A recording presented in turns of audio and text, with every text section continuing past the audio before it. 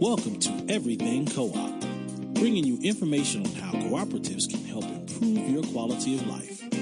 This show is being sponsored by the National Co-op Bank, NCB. The NCB is dedicated to strengthening communities nationwide for the delivery of banking and financial services for the nation's cooperatives, their members, and other socially responsible organizations. For more information on the power of community ownership, visit ncb.coop. That's ncb.coop.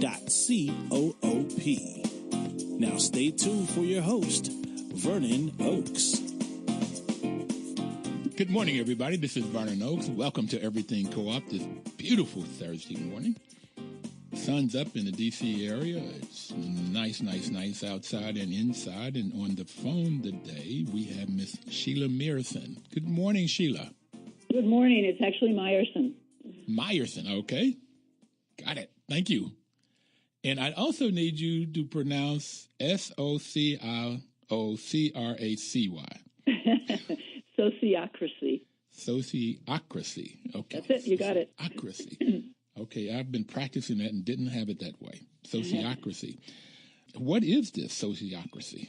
It is a host systems approach to collaborative decision-making and project management and organizational governance. And it is structured in such a way that everyone in every part of an organization at every level has a voice in the policies that govern their work. And just want to go collaborative decision making. Yes, so it's for decision making for groups. Okay. But in a conventional hierarchical top-down structure, which is what we all have kind of inherited from the past, the people making the decisions and the people doing the work may not be the same people, and well, more often they're not the same people. May not be the same people, right? Yeah. And the people making the decisions don't always get all the information they need to make the best decisions. So in this model, it's a distributed leadership model. So the people making the doing the work are the ones making the decisions about their work. And yet the various parts of the organization are linked so that everything can be communicated. Okay, so you normally have hierarchy, even in families and churches and businesses. You have somebody at the top, a president, a pastor, mom or dad or both, and then you have people underneath them. In a large corporation, an IBM, Mac, they may have 20,000 employees. That's right. So you have board of directors, and then you have a president, and then you have 5, 6, 7, 8, 9, 10 vice presidents, and then they have managers or directors under them, and it spreads out. And then the people on the manufacturing floor for Ford Motor Company have very, very little to no input into the decisions that are made on a day-to-day basis. That's the hierarchy. That's right. Okay. And so you're wanting it where the people on the floor at Ford or wherever can have a say-so in the decision-making. That's right. Okay. And that's what you call collaborative decision-making. Yes. Okay. Got it. So that's this democracy, sociocracy. So sociocracy. Sociocracy. Yes. So let me tell you what that word is, and then I'll tell you why it's so important to have people at all levels involved in the decision making. So it comes from the Latin word socios, which is it's governance by the socios, which is a Latin word for a companion or people that you have an association with. So you're making decisions with people that you have some social relationship with, as opposed to democracy, which is governance by the masses, people that you don't necessarily have any relationship with.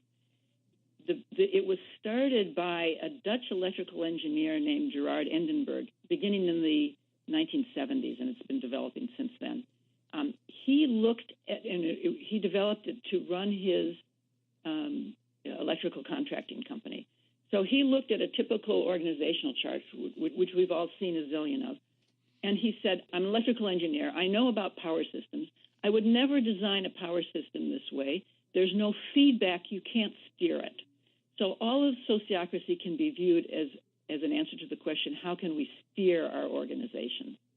And in fact, you need the perspective of people at all levels of an organization when you're making decisions. I like to think of the analogy of the human body. Every cell is contributing information to how things are functioning in the body.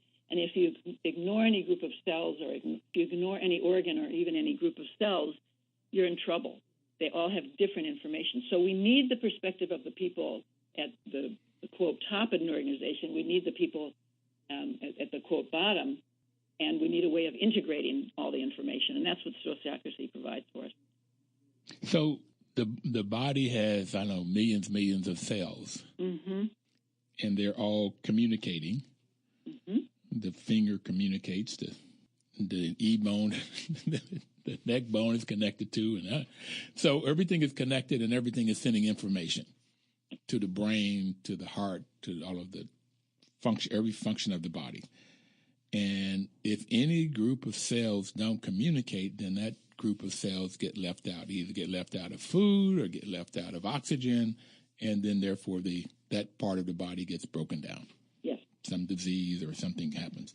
So in a system, so electrical engineer in the 1970s, so this is really, really new, and he's looking at the way systems work, electrical systems work. He said, I would never create an electrical system like this, so how would I create this? That's neat. That's right. And it's based on principles of cybernetics and systems thinking for those whom those terms mean something. Okay. It doesn't mean much to me. Cybernetics. Okay. I got the body, though, and communicating. Good. Okay. So in 1970s, he's doing this for his own company. Yes. And so that he's making a system so everybody has a say. Yes. Okay. So now this is everything co-op. Yes. So I just want to get really quick in here. What does this have to do with this whole co-op model? What is this, sociocracy? It's just such a good fit for co-op.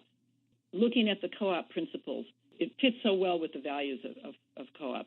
Principle number 2 is democratic member control. So in a conventional business, the owner controls the business and the boss says what to do. Yep. In a co-op, everybody's one of the bosses, and I say, if I'm a member or an employee, I say I have a vote in running the business. But that's still a win-lose majority system. The Sociocracy gives a deeper form of democracy because of the method of decision-making that we use. We do it by consent, which maybe I'll get into a little later. So it's really a way of providing a voice for everybody, and it does it in a way that the voices cannot be ignored. The principle number 4 is autonomy and independence. It's a core value of Sociocracy that a self-owning organization cannot be taken over by some organization. So it's fully congruent with that principle. There's things that can be said about each of the principles, but every part of Sociocracy supports those principles, and it gives you a structure that actually supports the collaboration, the cooperation. If it's a conventional hierarchy, which is most organizations either have a conventional hierarchy or a completely flat organization, and either one of those has drawbacks. This is a way of actually getting the best of both, a flat structure for making decisions about how we're going to do our work, and a vertical structure for day-to-day getting things done, and it just supports what we're trying to do in cooperatives much better. Got it. So those are the 2. Now, I know we talked about a little later getting this consensus piece, but in a democracy, most of the time it's 51%, a majority. That's correct. So you talk about 49% could say no to something, 51 say yes, 49% feel like they've lost, 51 say they've got it, and so you still have potentially people not fully invested in the decision. Exactly. And they can then pull back consciously or unconsciously in implementing it. Exactly. All right. So in this consent thing, I've heard this consent thing, you got to have 100% of the people to say yes? Well, not exactly. Consent means that no one has a paramount objection to a policy decision. So let me unpack that a little bit. Each group of people who works together on a regular basis, whether it's a committee or a team or a department, gets together periodically for policy meetings where they determine how they're going to work together, how they're going to do their work, including how they work together. And that's called a circle meeting. And each circle, when it's set up, has an aim or set of aims and a domain of responsibility that everybody agrees to. if an individual cannot do their work towards that commonly agreed upon aim or set of aims, then they raise an objection. That's the basis for raising an objection. And then they say why they object. They can't do their work, or it would put our aim at risk because of whatever reason. Those objections are then owned by the group, and collectively they will then problem solve until they meet those objections. And until they meet the objections, there's no decision. So they're not actually looking for agreement. They're looking for something that they can all live with, where they can all, it's within their range of tolerance. They can do their work with that decision, which is 100% is what's usually required by consensus. Means different things in different places, but consensus, it usually means 100% agreement. And in that, we're not actually looking for agreement. We want to surface the objections because we then use those to make a better proposal, to make something that's actually going to work for us. Wow. It's amazing to me. I mean, I'm hearing you. And for everybody out there, I met Sheella in San Diego a month or so ago at the California Center for Cooperative Development's annual meeting. And I sat in a 2-hour, maybe it was a 3-hour class. I only sat in an hour and a half because I had to prepare. I was doing the keynote speech out there. And I got a taste of this, just enough to sort of say, I really like this and want to know more. And so invited her on the program so we could talk about it more and also give you a sense of this sociocracy. Almost. Sociocracy. Keep on. You got it. Perfect. Sociocracy. Yeah. Sociocracy. Got it. Okay. So I talked about how it matches well with the principles. There's also some advantages for any organization, including a co-op. Most organizations, when they start using sociocracy, find that their meetings are much better. They're much more productive. They're more enjoyable. I know of one group that said they've made more decisions in the past 2 months than they have in the past 2 years. Mm. And I know of many examples where people are actually energized at the end of a meeting rather than depleted. Well, we're going to come back and talk more about the benefits, but we're going to get ready to take our first break. If anybody out there have a question or comment about how this works or what this is, sociocracy, hot dog. And you could call in at 1-800-450-7876. If Sheella and I will either answer your question or we'll take it down and get back to you with it. You can call in at 1-800-450-7876. We're going to take our first break. We'll be right back. Please don't touch that dial.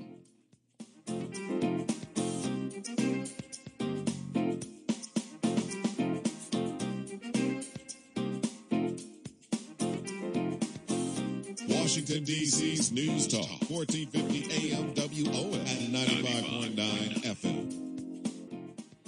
Information is power. That's why the WL is a great partner for us, because NCB and I, Vernon Oakes, and this Everything Cooperative radio program is giving you the information to start a co-op, go find a co-op, so that you can help improve your community, your family, yourself.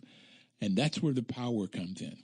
It's using the information. And today we're giving you information about a process, and once you start your co-op or your business, of how you can get decisions made and implemented better than normal.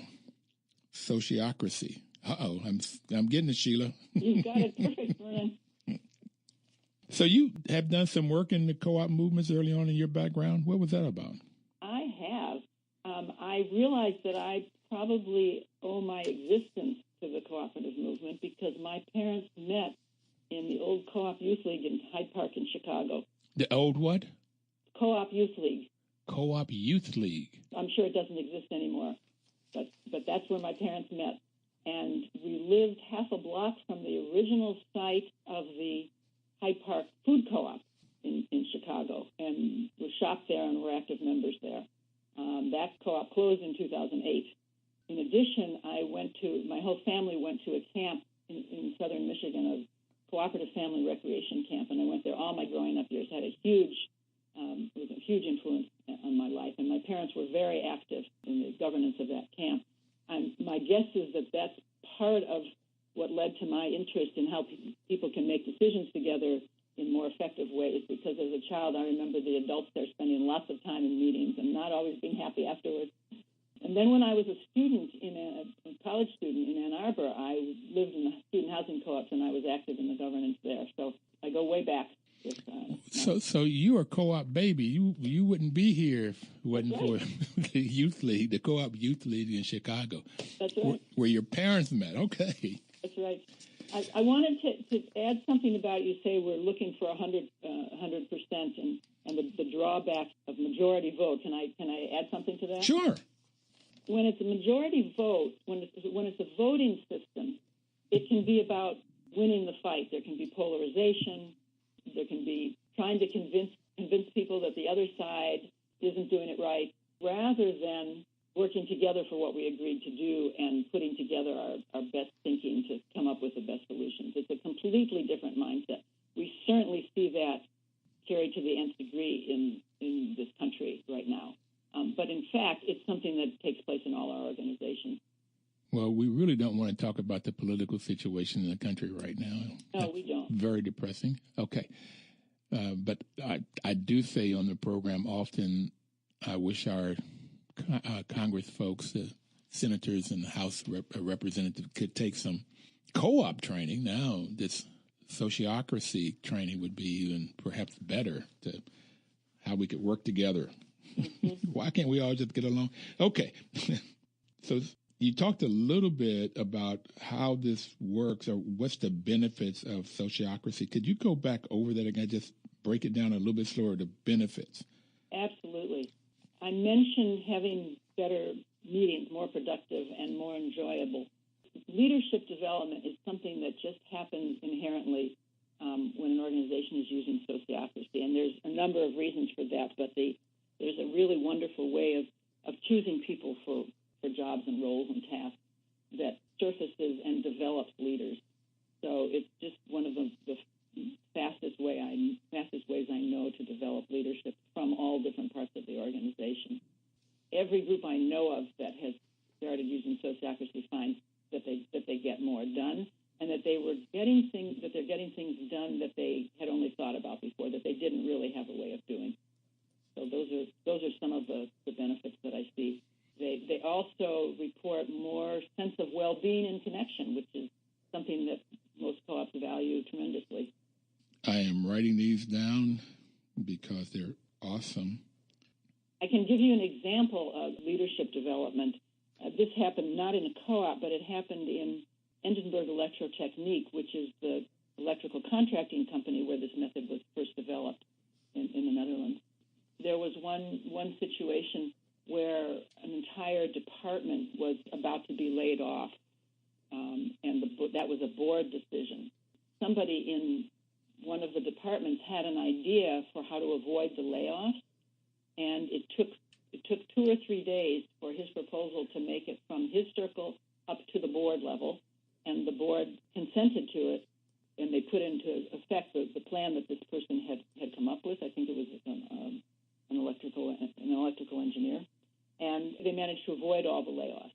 And it was at that point that Gerard Endenburg, who was the CEO at that time of that company, said, we've got something new here, because the leadership had come from where it was needed. The idea came from several levels below the board in the company. Okay, so something goes on, economy goes bad, or... That's exactly what happened. Something. Okay, economy goes bad, and we're looking at a layoff, which is what most companies do when the economy goes bad. On this program, we've talked a lot about 07, 08, when we had the Great Recession, where some co-ops did not do that. They found things like what you're saying here, is that, okay, so an engineer down in the plant somewhere or out in with the customer say, oh, here's an idea that we can do that would avoid laying people off. Yes. What was the idea by chance? Oh, well, so I need to tell you what the situation was. One of the things the company did was to design and build and install large electrical systems, very large electrical systems for big ships. In the late 70s, the Dutch shipping industry took a nosedive due to competition from the Japanese shipbuilding industry, and they lost a whole bunch of their contracts overnight.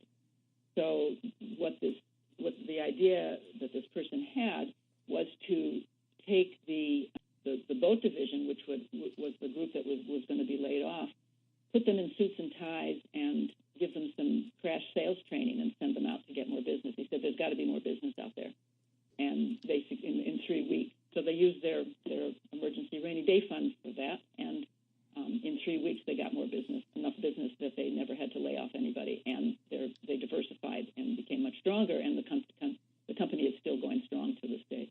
Well, see, that's what I wanted to get to was, okay, there's a downturn, there's something negative is happening. You come up with an idea. That idea sort of makes the company stronger than what it was before the downturn happened. So they get salespeople. They turn engineers into sales folk. Those are great skills to have, by the way, too. So, okay. All right. And this came from in the organizations in the bows, if the bows of the ship and the bottom of the ship, and it goes up to the captain who's steering the ship, the board. Yep. And in 2 days, you said 2-3 days? I think it was 2 to 3 days. I don't know exactly. Okay. So it happened very quickly. Yes.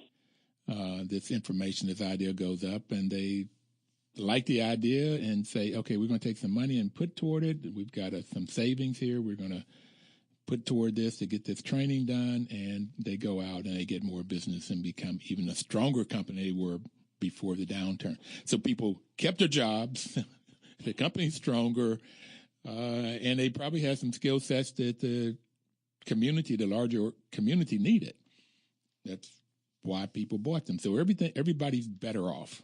Win-win-win. Neat. Win-win-win-win. Okay, so those are the benefits. So what about some examples of co-ops that use this sociocracy? I can tell you a few. It's not a comprehensive list. There's Blue Scorcher Bakery and Cafe in Astoria, Oregon. What's the name of it again? Blue Scorcher. Okay. Bakery and Cafe. And it has about 35 employees, including 12 working owners. There's Our Table, which is a farm and CSA near Portland, Oregon. And that's a multi-stakeholder co-op of workers, regional producers, and consumers. The worker part has about 20 to 25 workers. I don't know how many are involved in the other part. There's a software company in London, which is a cooperative. The name of the company is Outlandish. And they have about 20 collaborators and co-owners. There's a very large organization in the Netherlands called Wheels for All, which is a car-sharing organization, and they have about 2,000 members, and they're organized by neighborhoods, and that's a cooperative, and they're using Sociocracy.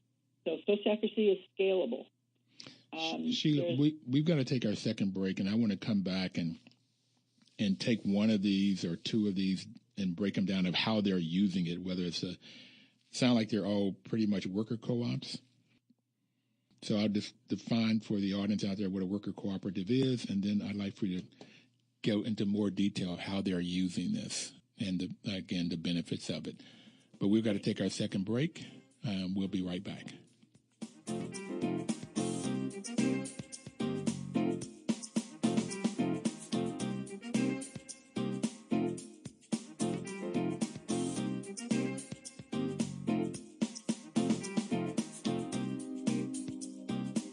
Washington, D.C.'s News Talk, 1450 AM WOL and 95.9 FM. Welcome back, everybody. This is Vernon Oakes.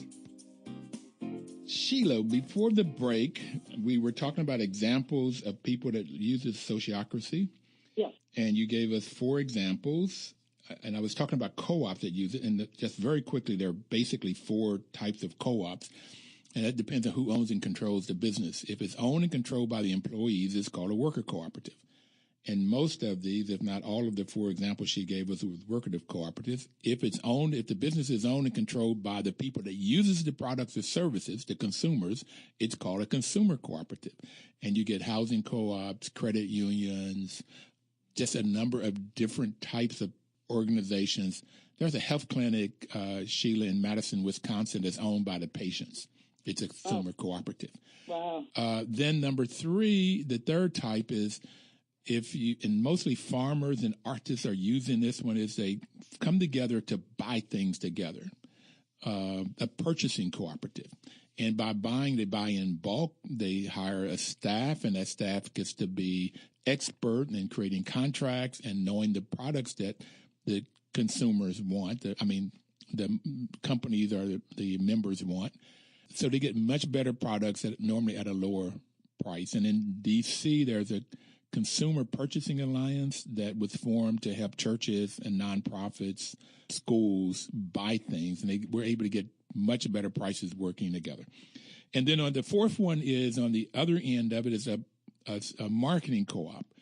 Farmers and artists are using this a lot, and they come together to whatever they produce, they bring it to this marketing cooperative, and Land O'Lakes, Cabot Creamery, Ocean Spray, those are all co-ops, farmer co-ops that come together, and they send their products to these people who processes it and then markets it to different markets to get a better price and more markets. So these are the basic four types of co-ops, and there are some combinations.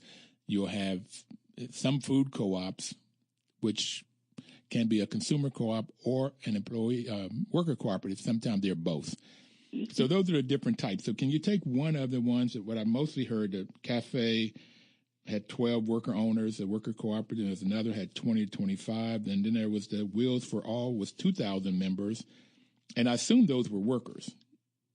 That's correct. Okay.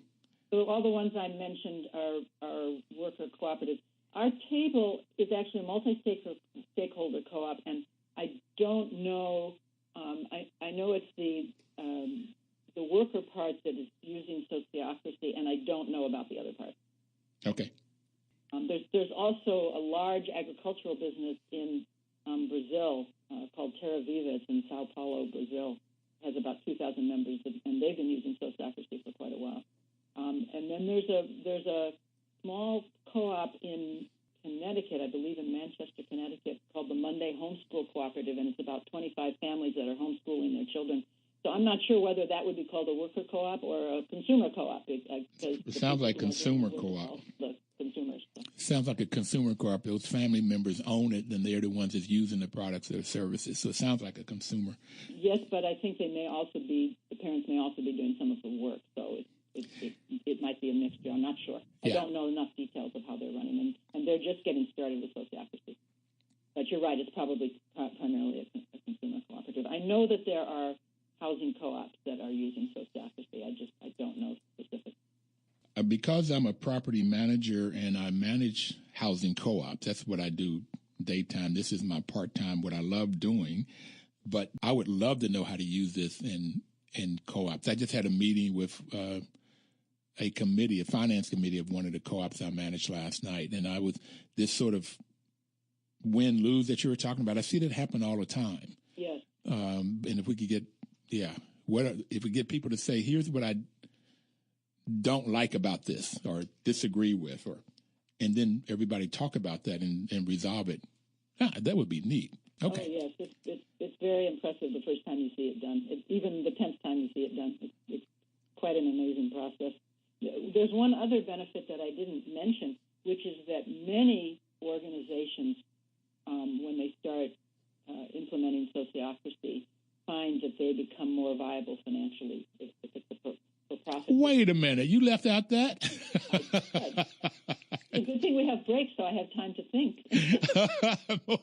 They get more money, okay. For-profit businesses often find that they become more profitable, and even nonprofits just find that they become more viable financially. And it's because of having everybody's input, everybody's more engaged, they get better thinking, access to more ideas, better decisions. A bunch of reasons for it. Well, that makes all the sense in the world. If everybody's engaged and you have better decisions, you have better implementations, the efficiencies are better. In the case that you gave, they get more business because people go out and sell. They get more skills. They get all of this more and more and more. So, more money. Mm-hmm. It makes all this sense. And I have learned this a long time ago. If you're nonprofit organizations, if you don't have some surpluses, you're going out of business. Exactly. Okay. So you've got to have more coming in than going out, or you just won't survive. That's right. You call yourself whatever you want to call yourself, nonprofit, for-profit, whatever you want to call yourself. You've in order to survive and or grow, but I even just survive, you've got to have more coming in than going out. Exactly. Okay. Can you break down, take one of those examples and talk about how they use it or how they got started, or give us any kind of real-time example? I'm thinking, I don't think there are actually any of those that I know enough about in any of those specific organizations that I know enough about to answer your question. I can tell you about some organizations I've worked with that are a nonprofit. It's not a co-op, but it could be a co-op. What they do is consistent with being a co-op. And Okay. can answer the question in general of what it takes. That'll work. Okay. So let me talk in general about how I recommend that a co-op or any organization get started with sociocracy and what they're going to need to have in place, and then I can give some examples. Okay. Organizations that I'm familiar with or have worked with. Usually, a few people will take part in a training or do some reading to get them interested, and there's trainings available in a variety of ways. There are in-person trainings, there are online trainings, and several places that do that. Eventually, if they're actually going to implement it, everybody who is a member of a circle needs to be trained, and because this is learning new habits. This is part of for some organizations, part of the hurdle to getting started is that it does take training. You wouldn't try and use a new software system without training in some way, and it's like a new system for running the organization, and people need training in it, and it entails learning new habits, and that takes some time. This fits with the fifth principle of cooperatives, and that's education, training, and information. Absolutely, Okay. and that's also a principle of sociocratic organizations, is that every circle is responsible for its own learning and development, and it's expected to put time into that. Okay, you've used this circle word a couple of times here, 3 or 4 times. What is a circle? Oh, I'm so glad you asked. Every group of people that works together on a regular basis, whether it's a department or a committee or a team, whatever, or a board, periodically gets together for a circle policy meeting. And in those meetings, any hierarchy they have is temporarily dissolved so that all voices are equivalent. And that happens in several ways. It happens because of the method of decision-making by consent. There are also very carefully thought out formats for the meetings so that really all voices are heard. And people feel heard at the end of meetings, and if they're well run, and people actually get to listen to each other. Yeah, so that's what a circle is. Sheila, I don't want to listen to anybody else. I just want to talk. I mean, what are you talking about? Listen to everybody. What is that about? I want to get my point across. Exactly. So in an organization where they sometimes will start using sociocracy in one part of the organization, like one department or for one project. Small organization, they might start everybody in the whole organization starts to use it. But once an entire company or organization is using it, everybody is a member of some circle, and they may be members of more than one circle. So all those people need to be trained, and there's additional training for the circle facilitators who are chosen by their circles. They need to have a clear decision that they're actually using sociocracy. If some people think we're making decisions by consent, and some people think we're making decisions by the boss is making the decision and we're just advising them, and some people think some people think we're going to have a vote, that's a prescription for conflict. So it needs to be a clear decision that this is what we're doing.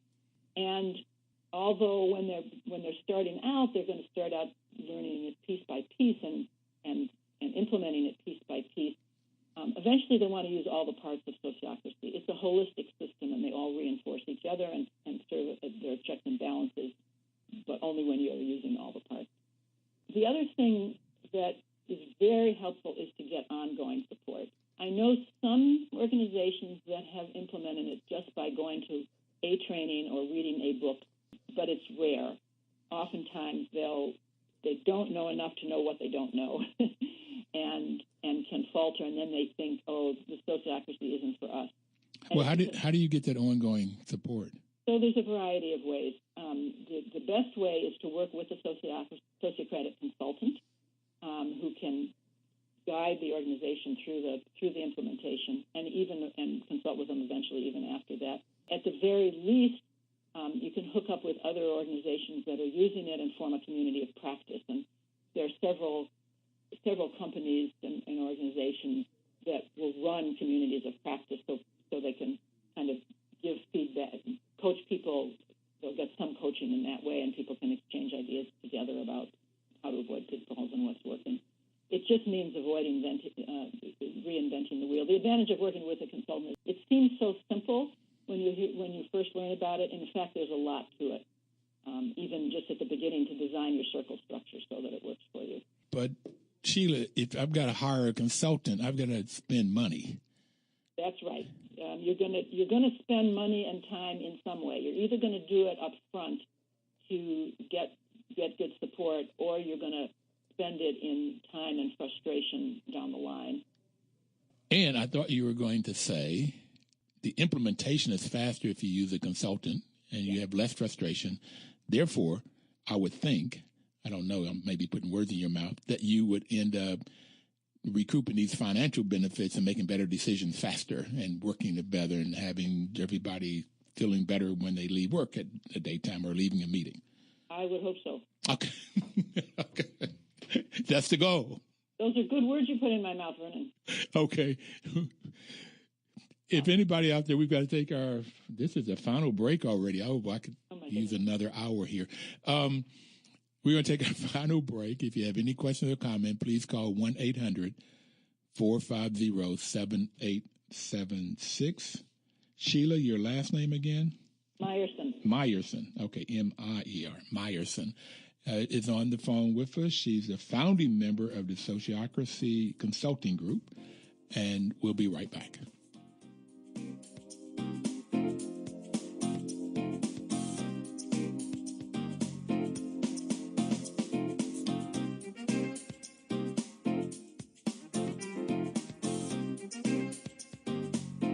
Washington, D.C.'s News Talk, 1450 AM WOL and 95.9 FM.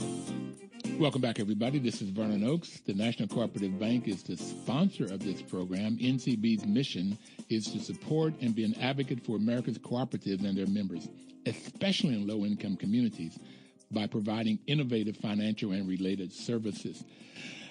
And we have Ms. Sheella Mierson on the line with us this morning from California, so it's early in the morning out there.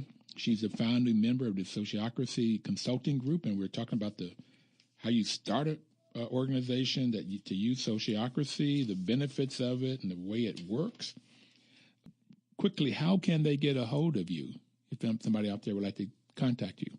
Our website is sociocracyconsulting.com, and there's an email address there. Okay, so you could just Google Sociocracy, SOCIOCRACY, Sociocracy Consulting Group. A lot of organizations, and if you want to get to us, the URL is www.sociocracyconsulting.com. Sociocracyconsulting.com. Yes. Okay. And we have 5 consultants in 3 countries, all English speaking, and we talk to other consultants in the United States, other consulting groups, and we have ties to consultants around the world as well in other languages. Well, I want to get this out a little bit. It's interesting to me that it started in the Netherlands. Yes. And if you look at the United Nations happiness results for 2018, you'll see that Finland turned out to be the happiest people in the world. It's Finland, then Norway, then Denmark, then Iceland, then Switzerland, then Netherlands. That's all those countries up there. Okay. In the cold part of the world, but they are the happiest people. And we had a lady on the show that said, from Finland, that said that the reason that they are the happiest is because they have co-ops. I'm also wondering if they're using this sociocracy, working together in the Netherlands and so forth. That would be interesting to find out.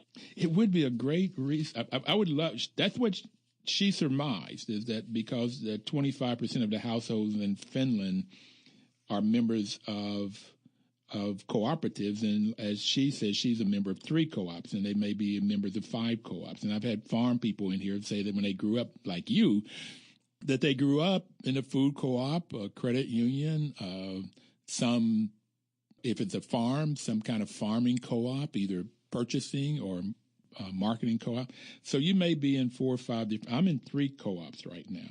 Mm-hmm. I live in a housing co-op. I belong to 2 credit unions, really. And then at this consumer purchasing alliance I talked to you about. I got my first dividend check, by the way, at their annual meeting a couple months ago. It was $2.80, but I'm going to frame it. I was so happy to get my first dividend check. Okay. So that's... And could I add something to how organizations get started? Yes. And then I also want to return to something you said about the Netherlands that I thought of. If an organization can't afford working with a consultant, I mentioned that it's possible to get into a community of practice, and what that would be an expert. You'd have peer support from people from your own community or from other organizations, other co-ops or other types of organizations, working with an expert, so that it would be you're not getting nearly as much support as working with a consultant, but you'd certainly get some. And one thing you can do is, if you're in the same location, is actually sit in on each other's circle meetings and give each other feedback that way. One of the things that we do for organizations getting started is to coach their circle meetings, and that can be really helpful to help everybody in the circle, both the facilitator and everybody in the circle, learn what they're doing. The meetings can get squirrely when they start using sociocracy. And the reason for that is eventually many organizations find that they spend less time in meetings from using sociocracy. But that happens over time, and it does not happen at the beginning and in general. And the reason for that is that there's now a place for all kinds of issues that have been below the surface before to now rise to the surface, because there's a place for the issues to go. And so some of the meetings at the beginning can be squirrely, and it can be very helpful to have some expert help with that. One other thing that... Well, I just want to go back to this word squirrely. You said the meetings can be squirrely. What, does that mean that they're upset? It takes a long time. People have debates, arguments. What squirrely mean? And any of that, yeah. As I was saying the word, I was thinking, I wonder if Vernon's going to ask me what I mean by that word. Yes. I'm not sure I can really say so well. Just a second, I'm sorry, I lost my... I would think that there might be... They could be contentious. Start off with there's arguments and frustration because they don't know how this thing works. They know how the old one works. And you got things on the floor that they haven't talked about. They hadn't talked about them because they're hard to get to a conclusion or decision. Right, and sometimes they don't know all the processes to use in the meetings to know how to handle it. Okay. That can send beginners off track. So having an expert there can just make it so much easier. So with a consultant, you can work through that or get help in working through that. And without some support, consultant or peers, then frustration could get so high that they just go back to the old way. Yes, and I do know of that happening occasionally. The one other thing is, and just in addition to training initially, an organization will want to set up a way of training, of ongoing training, because as there are new members or new employees, all those people will need to be trained. Ongoing training is so important. Dr. Jessica Gordon Nimhard wrote a book called Collective Courage about African Americans and their history with the cooperative processes and principles and businesses, and there's a lot of history there. And she said when people got in trouble, they went back to, they call them training bees. They went back to just the training to help them get out of trouble and keep them moving forward. So this ongoing training is critical for any organization, particularly starting something so new as sociocracy. Mm-hmm. Okay. Mm-hmm. The other thing about the beginning consulting at the beginning or being in a community of practice, in addition to meeting processes, is there circle structure, because that can make a huge difference. So to get help with that. And the last thing is to anticipate that it will take time, because it's establishing new habits for people. Establishing new habits takes time. It does. So can I tell you something about the Netherlands and sociocracy? Yes. In the Netherlands, there is this has to do with avoiding some of the contention that can be in majority vote decision making. In the Netherlands, any company that's over either 30 or 40, I don't remember, employees, is required by law to have what they call a works council, which is sort of the equivalent of an in-house union in the United States. There's an exemption from that law for companies that are run sociocratically. And the reason for that is that they find that it's actually more, that workers' interests are better taken care of through sociocracy than through a union, because it turns what can be a combative situation into a collaborative one. So in the Netherlands, they have a law that says you have to have a working council that works with the unions? It's called a works council. That works with the unions, or is that the union? It's like a union. It's like an in-house union in the United States. And maybe that's why they're happy, too, because the laborers have voice. That could be. Because unions in the United States have been on a downcline. They have, absolutely. Okay. But it turns out that the workers in sociocratic companies are even happier than a union. Than having the works council, yes. Okay, let's be happy. Let's start co-op sociocracy in your co-op. Okay, be happy. Okay, so we talked about the governance structure. We have feedback loops. We have consent decision making. But we haven't actually talked much about the feedback loops, other than I may have mentioned that they exist, but there are feedback loops built in a number of ways in a sociocratic organization, and we're not going to have time to go into that today. I got it. That's why I said we need another hour. Yes. So how do we get cooperation among cooperatives, which is the sixth principle? And we only have a couple minutes here. Okay. It's easy to link different co-ops by forming an alliance and sending representatives to each other's boards, or they could even sit on any of the other working circles if they want to exchange like ideas about marketing or ideas about anything. It provides an easy way for organizations to network. Yeah, I could see this when you were talking about the peers, and one group that has a little bit more history is sociocracy, working on others and maybe sitting in on each other's circles. Yes, okay. And they can actually be full members of each other's circles so that they have the power of consent. And you don't give up anything by doing that, because it's not a majority vote. Okay. What would you like to leave people with? Besides, if they want to get a hold of you, go to sociocracyconsulting.org. .com. Yes. I'm thinking